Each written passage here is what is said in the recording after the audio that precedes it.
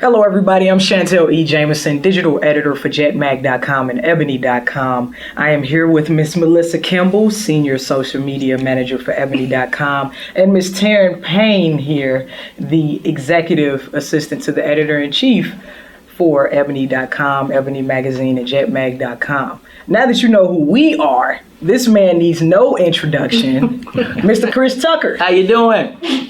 Hey, man, Chris. So it's funny. Just the other day, I was watching Rush Hour 2, and I was sitting there, and I was like, man, I wonder if they coming out. I know it was a Rush Hour 3, but I wonder if it was another Rush Hour 4. And then my man went to, where the hell has Chris Tucker been? But you've been quite busy. You've been busy. Yeah, I stay busy.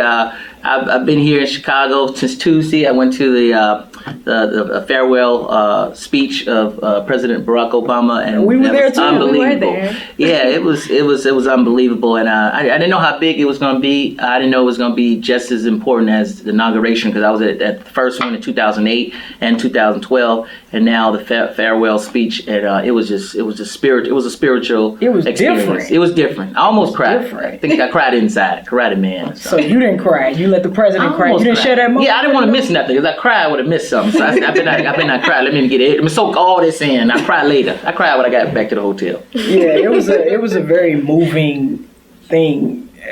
I mean, like you said, you've been to inaugurations. I haven't been able to make it out there, but we've covered some stuff. Well, everything with Obama. I've had the privilege to cover it with him, and it felt like it was historic, but it was work in those regards. But that night, yeah, the reality set in, because I was thinking, no, he gonna still be president. Now, then that speech was like, oh, he about to leave for real. It's gonna be a different president. But I got hopes for the future. And one thing he said, that I remember, he said, include everybody and keep hope, going. That's what he ran on. That's what he won on, and that's what we needed at that time. And we still need hope, and we need everybody to come together, this country to come together again. And I'm glad he did that speech, because I know that everybody was listening. Trump was listening, and I hope he take that in heed. And I think he will. I hope he do. Okay, cool. So we're just gonna do. You look like, I don't know about that. You really hope you dream. You are dreaming. man, look. I saw your expression, man. Listen. We gotta pray. I don't have a poker face, and that's bad. I'm working that's on good. it. That was I'm good. working on it. But I'm just gonna let you have that moment. You believe. Keep hope alive. I know. Keep hope alive. That's right. Yes, I we saw can. Justin. I saw Justin was there. He said, "Would you come and help me out?" So He was there. I got a show. I don't care. I need you to help me out. You should invite him to the show. Tell I him did. He help didn't him say out nothing the about show. that. He said, I need you to help me. Jesse Jackson. I love Jesse. Jesse Jackson. That's my brother right there. Jesse I love you, Jackson. Justin. You know I do. You know I do.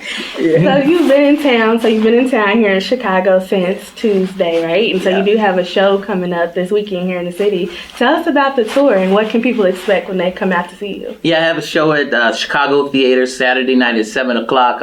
It's just about my life, and about what's going on now in the world and what's on people's minds. I took a lot of time out doing my movies, traveling, and all these experiences and people I've met, friends I've got. And I met President Obama, before he was president. I was friends with Michael Jackson, stuff like that, stories like that, but not only that. Man. Oh yeah, that was That's great. legendary. I had some adventures, Legendary. it was worth taking time out to be able to take these experiences, like traveling with Quincy Jones around the world, and meeting his friends, people he knew, talk his stories, and stuff like that. But mainly, because I did, my movie career took off so fast, and that kind of took over everything early, and I kind of got away from stand-up. But then when I took that break, I realized that I got, stand-up, I kind of put it on the back burners. I wanted to bring it back, because that's what got me to the movies and made the movies so good, because I was on the road so much and so sharp, Can't forget your roots. Can't forget your roots. It's like Hamilton play. For stand-up is the comedy clubs, and for actors it's like the stage, Broadway, and that's what I went back to for a couple of years, 8 years I think now, and now I'm back, and then I'm getting ready to do more movies. I'm producing, directing, writing some new stuff, so I'm excited about the future. It sounds like you're expanding your craft. Yes. You're Trying. going from acting, you kind of going back to where it all began with the stand-up, and now you're stepping into this producer-director role. It sounds like an excellent path for somebody in your business who wants to evolve, because that's what life's about. Yes, and that's what it usually lead to. But experiences, coming up with good stories, and my life experiences and experiencing a lot of stuff is helping me with stories that I want to do and things I want to do and what's going on in the world. Being aware of that.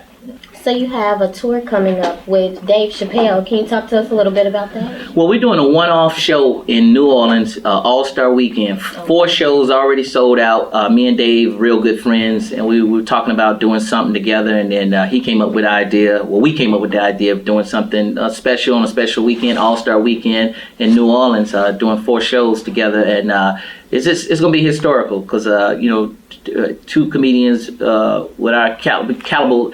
Just raises the bar. Right. We raised the bar for each other. And Dave, me and him together, we got a lot of surprises. What we're gonna do for the show. So it's gonna be a special weekend. Okay, and then you also just recently took, you were a part of the Taking the Stage celebration that was on ABC with the Smithsonian. Can you tell us a little bit about that experience? That was another unbelievable major moment, experience. Right? It was like the farewell speech with President Obama. It was, African American history is so important to American history. And we've done so much for this history. We've been through a lot, and we overcame a lot, and we are an important thread in this country's history. And going to the museum and experience and going through seeing shackles, baby shackles for babies, feet and arms, and seeing the cotton gin, when it made cotton, slave houses and all these things up until modern day. Because I went. Yeah, oh my God, it took me like powerful. 6 hours. Yeah, to it make takes it a through, while. and that still isn't enough time. Yeah. Did you see the whole museum when you went? I saw the whole museum because I went from the bottom floor to the top because I kind of knew a lot of the stuff. I knew I could just walk through it and kind of just soak it all in. I want to go back and I want to take one floor at a time, but it was just so powerful. It's such a great museum. It's such a Emmett Till's casket is there. That was powerful. Sad, but powerful.